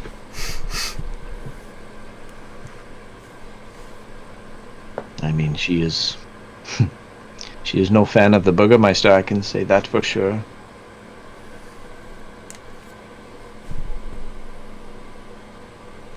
You know what? I think that's the exact moment that I stopped caring. And Cass is gonna go ahead and just kind of sigh and say, "Well, just get your bones. We'll get your bones, and then these guys will be okay. And then we'll get out of this godforsaken place." And I'll heel turn and follow Jack. I am not one capable of getting these bones back myself. Again, favor for a favor. Once this ground is hallowed again, I can commit to your favor, and you can be on your way. I will ask if you pressure Yeska. Do it as gently as possible. Well, I think that shit done already sailed. That we should cut to Dak. What you doing? Where is this kid? Is he sitting like right outside on a? Yeah. He's in one of the bench? pews. He's in one of the pews, just waiting, kind of like twiddling his thumbs, waiting for the next directive. So I'm gonna go and position myself. Obviously, I can't stand in front of him because he's in a pew, but I will stand at the edge of the pew and lean over and say, "I need to know what you know about the missing bones, and I promise you that I am scarier than whoever is trying to scare you." Oh, what do you look like right now? Like, I've probably, seeing as Arena's been delivered, I don't look like Arena anymore. I've probably gone back to my usual old elf self, but I will be more than happy to burn a usage of my unsettling visage that I can usually use in combat to allow or force disadvantage on an attacker who does not know I'm a changeling. And kind of reveal my true face to this kid momentarily. is that timed with your words of being more scary and more intimidating? Okay, and then you go back to Right, I go right back to the elf face. It's just a very brief momentary letting him see that there is something else there. I like it. You see when that snap happens, his eyes get real big, and he kind of like squirms away just a little bit, like shimmying down the pew. It was, and he's kind of real hesitant. You won't tell him that I said anything. You and I are the only ones that have to know this conversation ever transpired. I won't even tell your dad. How would he respond to that? Oh man, he kind of cowers a little bit and like curls in on himself. Just don't tell Milivoj that I told you. He dug them out and took them. I don't know where he took them, but he took them, and he's gonna kind of like scoot further down this pew and kind of at a safe distance, he's going to get up and start to walk kind of backwards, keeping you at a distance. I'll take a gold coin out of my pouch and just kind of thumb flip it in his general direction. Thanks, you've been a big help. He watches it as it's flipping through the air, cling cling. He'll let it rest, and then he'll kind of get down on his hands and knees and fish it out from underneath a pew. You promised. And he'll put it in his pocket. And at this point, I think Cass is coming out. Do I still see the unsettling visage? No, that was Or just a quick thing that happened between him and Yeska. All right. I'll take a look at Tack. Take a look at the kid. Take a look back. We're good. Your definition of good needs some work, but sure. Pretty sure you gave that kid a heart attack. Just looking at his face. And frankly, I should be irritated, but I'm actually impressed. So there's that right now. I don't have any particular love for children. They're just people, except smaller.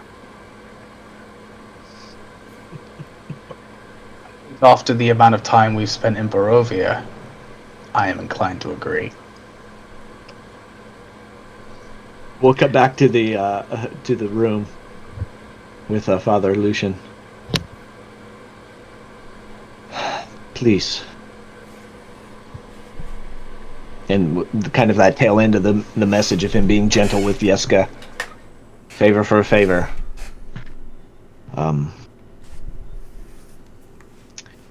Ismark is going to say, can we, my sister and I, can we hold up here?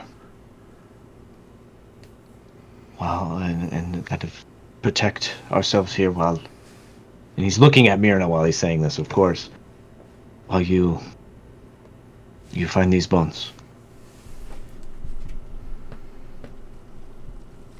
From what we know, Strahd does not know that this is unhallowed. This might be a safe place, rather than traipsing about. I'm a little more than a little perturbed that none of your priests can keep their churches hallowed. But I suppose the job is not done until the job is not done. So. And with that, like, little sparks of lightning will kind of fizzle out of my nostrils. We will do it again. That is all I will promise. Point of order, I think maybe we should keep Irina with us, because perhaps Strahd has hired this young, broad-shouldered boy to come steal these bones to unhollow the grounds. Oh, it is more than possible.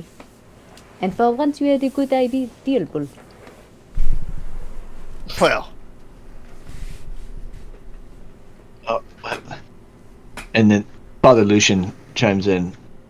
Well, Milivoj is no minion of Strahd. I can assure you that he worked on these grounds while they were hallowed.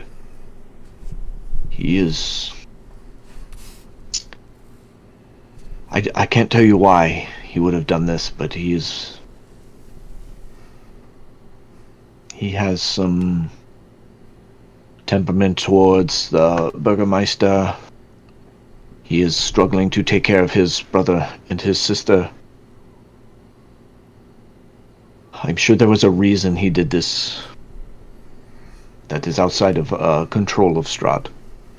It is a mistake that he made, and I imagine the intentions were seemingly good. But what other reason would there be outside of Strahd? That I do not know. But pressure comes in many directions. And maybe I have misjudged this boy.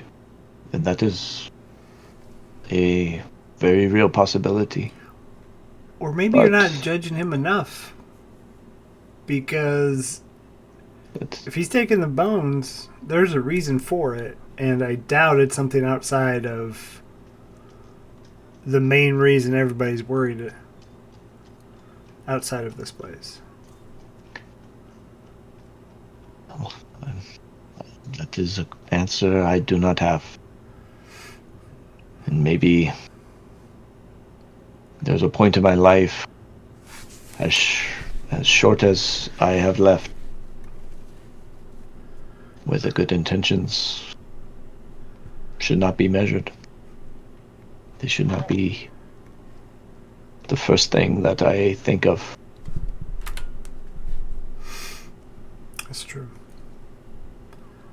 I mean, as the last hallowed ground that Strahd cannot come to, I feel like y'all should have put a little more onus on defending these bones.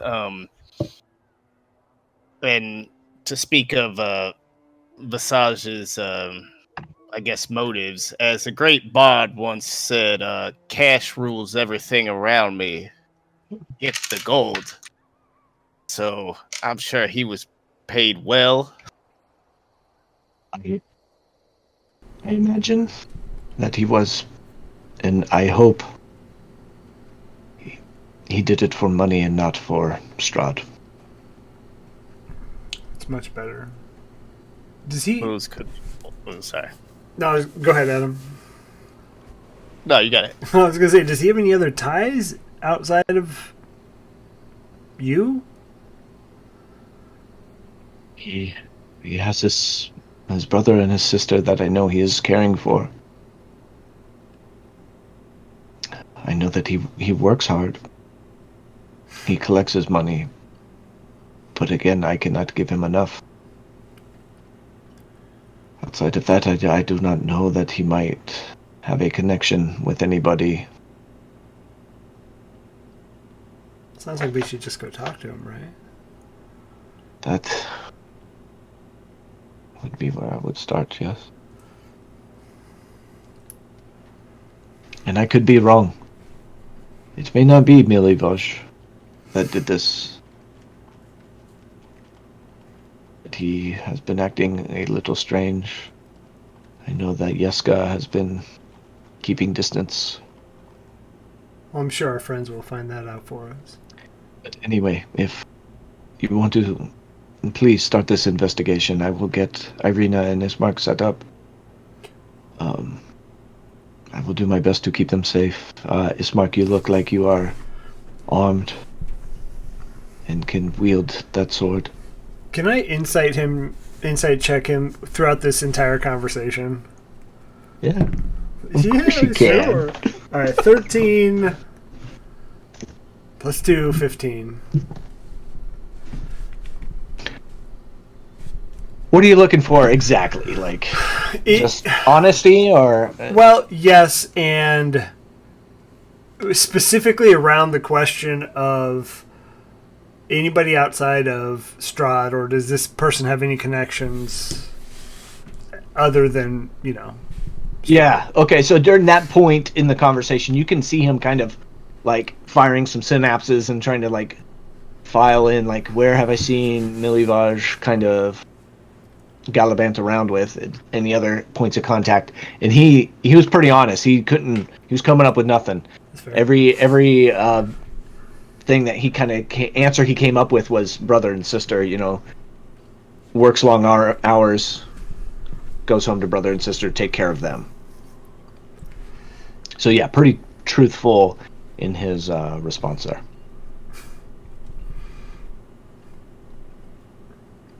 Okay, that's fair. I guess I'm gonna turn and try and find Tack and Cass. Yeah, you see at this point they're coming. I imagine Tack and Cass are talking together. Yeska is kind of bolted out of eyesight. Myrna, Bull. I've just been standing this whole time with my arms crossed, just listening. So I will look at Bull and kind of quirk an eyebrow. Kind of like a, what do you think gesture? we're not gonna leave her here, right? I mean, Ismark can stay. And I agree. She should not be left alone. I'll look at Ismark. No offense, but I have not seen you prove yourself in battle. So I do not trust you can handle a blade. Had the opportunity yet. I will not leave her side. But I do trust you. I think if you think we should follow, we can follow. But I do trust Father Lucian here, and if Strahd does not know that this ground is not hallowed yet, could be a safe haven. If he is as powerful as you say he is, I think believing he does not know is the worst mistake you can make. It is your sister's life, her agency, her freedom. If you believe she will be safe, then that is on you. But I made a promise. I took a job. And my cat is tearing my headset with her tail.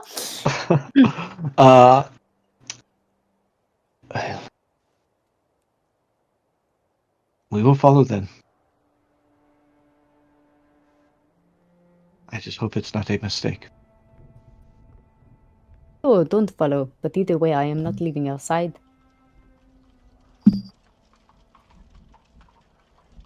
Find these bones. And he gets up and he kind of brings Irina up with him. And he'll follow Avi out. Well, either that was the biggest mistake he's ever made in his life, or I don't know what. What do you think? I mean, I think him saying he hasn't had the chance to prove himself in battle is complete bullshit, because we were in a fight already. But I don't know, taking trust in the thought that this guy, points to Lucian, knows what Strahd knows is the bigger mistake. Oh, that's probably the smartest thing that you have said. I've been hearing that a lot today. I can assume Strahd does not know. I can only assume. I will lean into Bull and say, be careful you do not have your back to him. A man that hesitates with his blade cannot be trusted. Oh, I don't trust this man. Look, as Mark's walking out the door, giving him a little bit of a stink eye. He says the parting words here. Either way, we cannot protect her until those bones are found. Please, if you see Jeska, send him in. And he's going to sit back down at his desk and go through some paperwork. Some books. Books. You guys, you kind of all now congregate in the end of the last aisle of pews. So yeah, Tech scared the kid. Good news then, I hope. Sure. Sorry, good news for the place that we're at, in the situation we're in with everything that's going on. I don't know. I mean, I know what our next step is. One step at a time, Tech.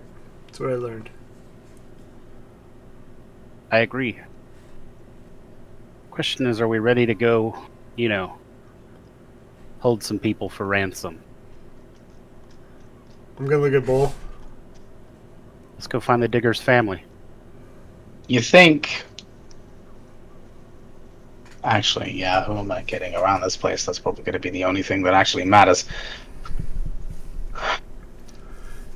That's a quick method, I guess.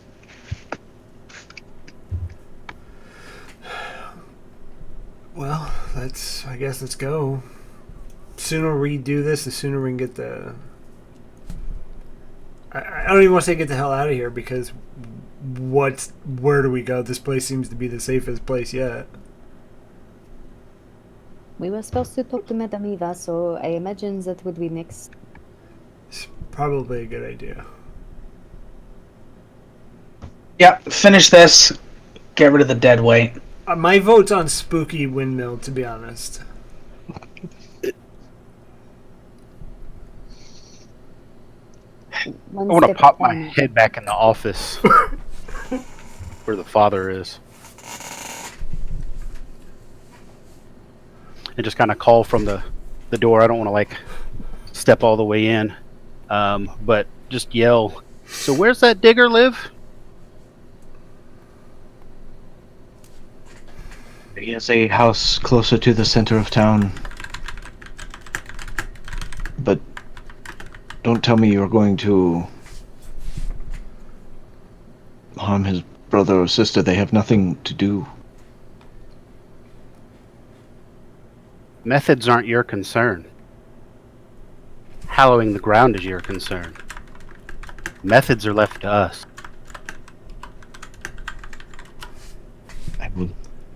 I will claim ignorance.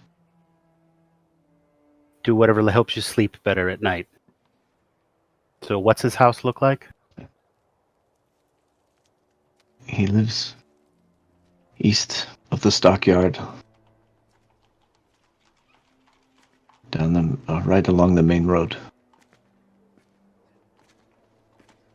There's a few houses down from the stockyard. What's it look like? What color? This house is a weathered green color. Thanks. And I'll just close the door. Y'all realize that we're doing the side quest where you literally go from one side of town to the next side of town to go back to the other. Did anybody else pick up on that, or was that just me? Sorry, DM. Continue. It's Do your fine. thing. It's fine. It's absolutely fine. This is... I mean, This whole is thing's fine. been an escort quest followed by a fetch quest. Yes!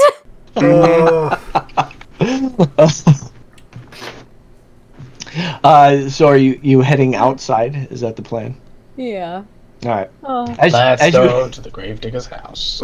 As you head outside, you do see Milivoj digging a grave and kind of taking a break rather frequently in between the shovels. And he's lazy. Just kind of cursing. You can hear this audible kind of curse Strahd. of Strahd. So as you head back down the main road, and you get about halfway down, we'll say, get down into here, you do see down, as you look right down that one of the main roads, the main intersections there, you do see kind of gatherings of people down in a town square type thing. You see something that catches your eye. You see one of the the wooden signs above a storefront. There has kind of a toy doll, and it says Blinsky Toys on it. Seems kind of interesting. But you continue down, further down, and you get just to the edge of the stockyard, and you do see a green weathered house. Adam, sorry. At the was it with a B? Belinsky's Toys? Blinsky, yeah. Yeah, can Bull paint over that? Bull Avard? You'd have to come off the main drag a little bit. It's like 3 or 4 buildings down. He'll take this. He'll take the side squad. He'll catch up to everyone else. All right. Yeah. All right. Give me a stealth check. See, because it is kind of getting bustling down there towards the.